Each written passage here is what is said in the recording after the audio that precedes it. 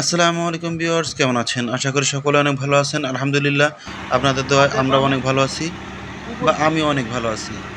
তো অনেকদিন পর নিয়ে আসলাম নতুন আরেকটি ভিডিও।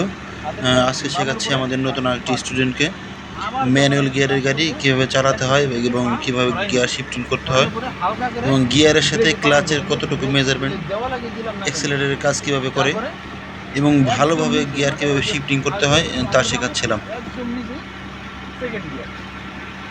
এর ফার্স্ট গিয়ার সেকেন্ড গিয়ারে যায়, মাঝিটা নিউট্রাল করে যায় না না না যদি ফার্স্ট গিয়ার থেকে সেকেন্ড গিয়ার আসি তাহলে আমার নিউট্রালে যেতে হচ্ছে না, যাইতেই হবে না।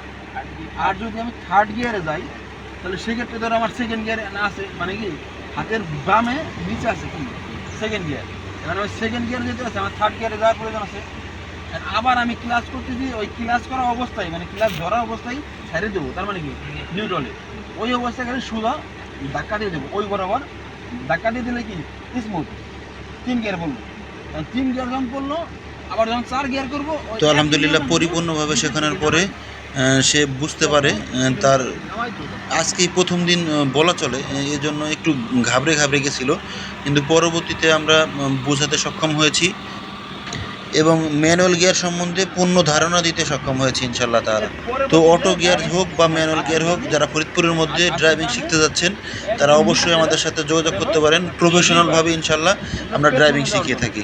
আপনি ফরিদপুরের মধ্যেই একই খরচে অটো গিয়ার এবং ম্যানুয়াল গিয়ারের গাড়ি শিখতে পারবেন, রোড সাইন এবং ইঞ্জিন বিষয় শিখতে পারবেন এবং রোডে চালানোর পরিপূর্ণ ধারণা নিতে পারবেন ইনশাআল্লাহ তাআলা। সো ভিউয়ার্স, আজকের মতো এই পর্যন্তই। আসসালামু আলাইকুম।